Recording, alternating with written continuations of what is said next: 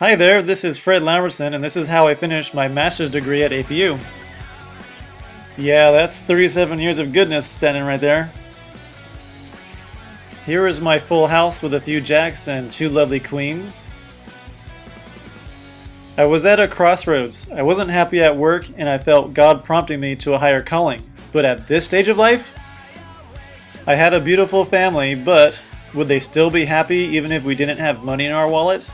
Teaching would place me at the bottom of the pay scale.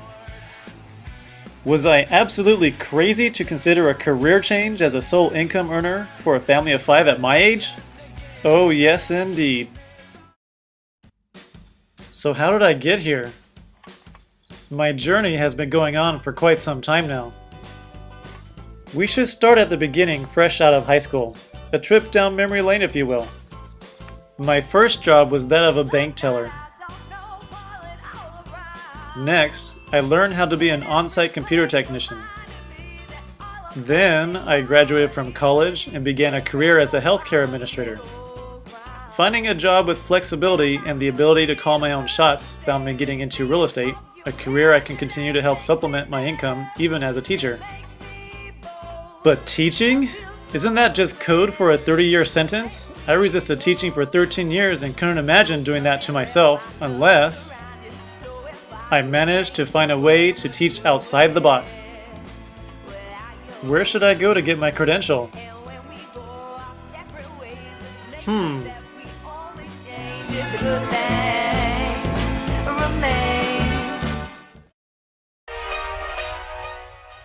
Here's an idea. Why not somewhere near, like in the San Gabriel Valley? I live in Glendora. I went to Azusa Pacific for undergrad. They have amazing facilities. Okay, the 12-foot by 12-foot box thing only happened once.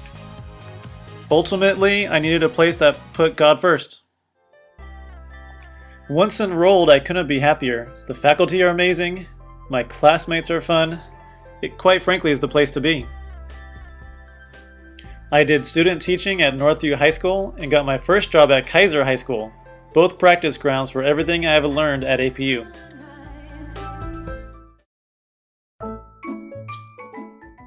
On to my action research study.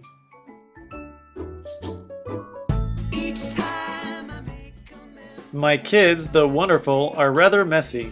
There had to be a way for a family to work together and keep the house clean.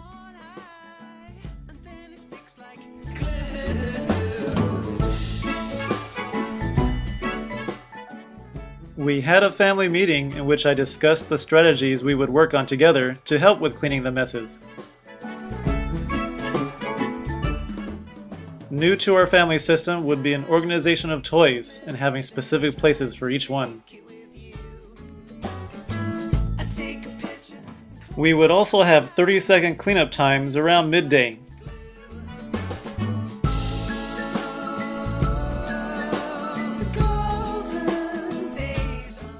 And what would become the family favorite? Role-playing.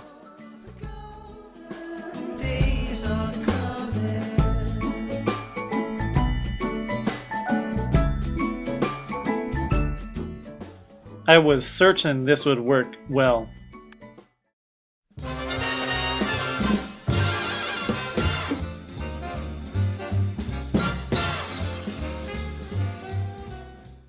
Things did work well. First, we utilized bins and boxes to organize toys in their designated areas. We also invested in shelves to store breakable toys like Legos. And guess what? Clean! There were all types of roleplay available, and I personally liked the search and rescue one best. We would search for lost toys and take them to their home. The kids loved being sharks the best. The 30-second cleanup helped reduce the massive mess for the end of the day. This could also be utilized multiple times a day as needed. A toy exchange helped keep old unused toys in storage, and if one of the kids missed the old toy, they could easily exchange a current one for the old one. These were my findings. As with everything, there's good news and bad news. First, the good news. There was a 91% reduction in toys left out, and the strategies all worked. And in many cases, we were having fun instead of fighting with each other. The first week saw the largest improvement, but the mess was not consistent. If friends visited or we got home late, the mess was still there. On to the classroom! I'm a high school biology teacher, and we go over all aspects of life. We talk about our planet, we talk about animals, we talk about cell structure, genetics, quite a lot in a rather short period of time.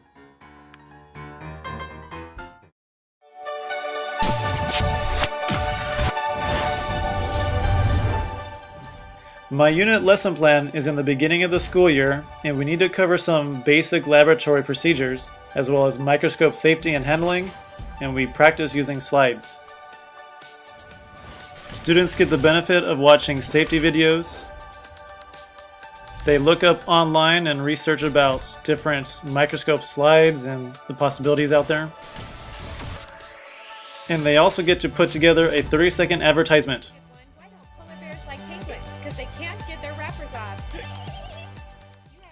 In this example, I created a video short, a 30-second commercial, going over each step of the scientific method, and this video would be used in the classroom for the students to have an idea of what to do themselves. They would work together in groups using their handheld devices or cell phones, collaborating video on the class computer. They would create the commercial utilizing iMovie or Animoto. Upon completion, they would present it to the class. My presentation wouldn't be complete if it didn't have a little bit of educational mumbo-jumbo. The California standards addressed in this unit cover the standards requiring students to practice investigation and experimentation. Students will get to investigate various microscope slides and determine which cells they are looking at.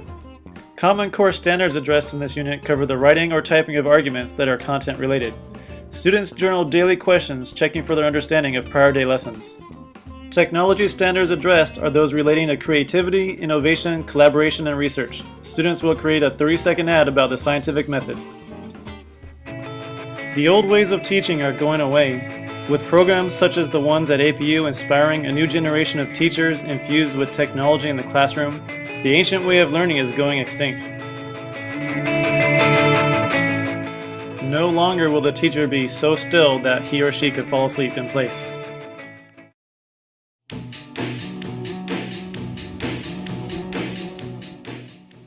We live in a world of technology, and the students we are teaching were born with it.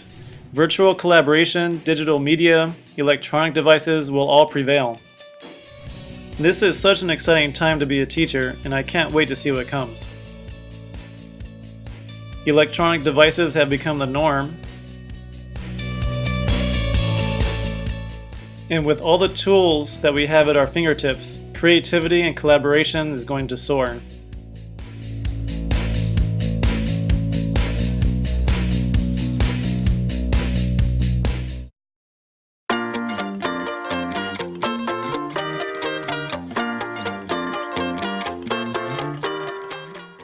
Thank you to my wonderful family. All of you have sacrificed so much for me to complete this degree. Thank you to my parents for encouraging me to reach for my goals and supporting me financially along the way. Thank you, my friends, for always understanding where I'm at.